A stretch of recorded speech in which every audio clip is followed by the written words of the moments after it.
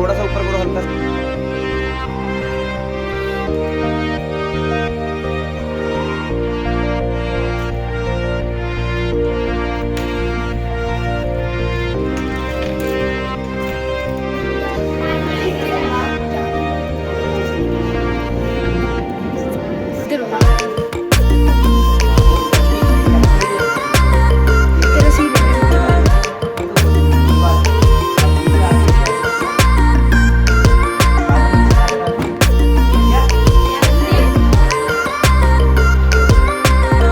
अब आपका पेन जो है वो वर्क करना बंद कर रहा होगा, देखो धीरे धीरे रुक जाएगा चलते चलते। सीधा करके लिखो बिल्कुल नोटबुक को।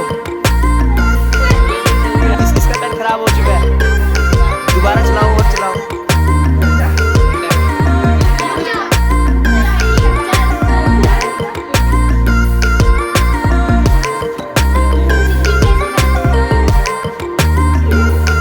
कुछ हुआ?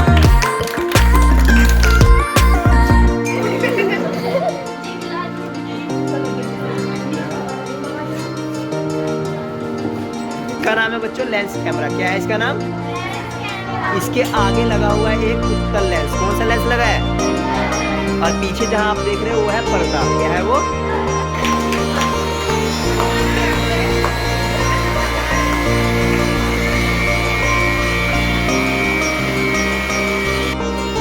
पूरी जोर से देखो, इसको बोलो बाहर आ जा।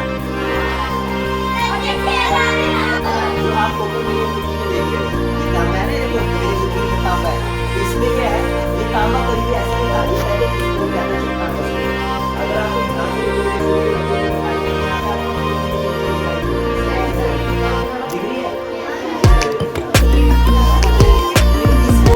आज के कार्यक्रम के बारे में इनका क्या अनुभव रहा, इन्होंने आज क्या क्या सीखा? अच्छा, आपका नाम? मेरा नाम पुलकित है और मैं 10वीं कक्षा का छात्र हूँ और हमारे स्कूल का नाम गवर्नमेंट सीनियर सेकेंडरी स्कूल काबला है। और मुझे आज सबसे अच्छा प्रयोग लगा वो चुंबकीय क्षेत्र वाला मुझे प्रयोग सबसे अच्छा लगा। उसके तहत हमने जाना कि चुंबकीय क्षेत्र की दिशाएं कैसी होती हैं और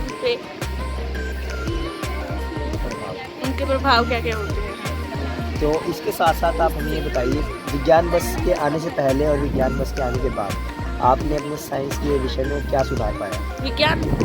विज्ञान बस के आने से पहले हमारे यहाँ पर कोई साइंस का टीचर नहीं था, तो हमें उसमें प्रयोग तो हो नहीं पा रहे थे। और विज्ञान बस के आने के बाद हमें सब प्रयोग समझ आ चुके हैं और उससे हमारी शिक्षा में बहुत मदद हुई है।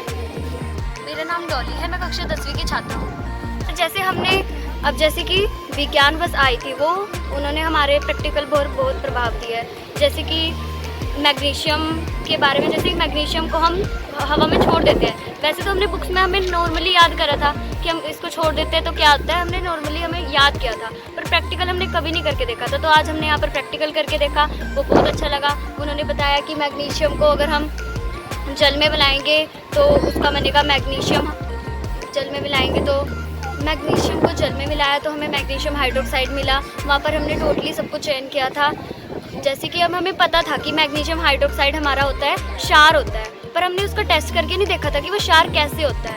तो वहाँ पर हमारे पास सूचक था कि वो हमारे पास अगर फिलोफ्थेन था, उसको हम अगर क्षार में डालते तो वो गुलाबी रंग प्रदर्शित करता है, लेकिन अगर हम उसको ऐसे ही अम्ल में डालते हैं तो वो कोई प्रदर्शित नहीं करता रंग। अगर हम पानी में डालते तब भी वो कोई प्रदर्शित नहीं करता। नमस्कार जी मैम, बच्चों के लिए 6ठी से क्लास से 8वीं कक्षा के लिए जो एग्जीबिशन चल रही थी उसमें आपने पार्टिसिपेट किया, तो आज के कार्यक्रम से आप बच्चों को क्या मैसेज देना चाहेंगे?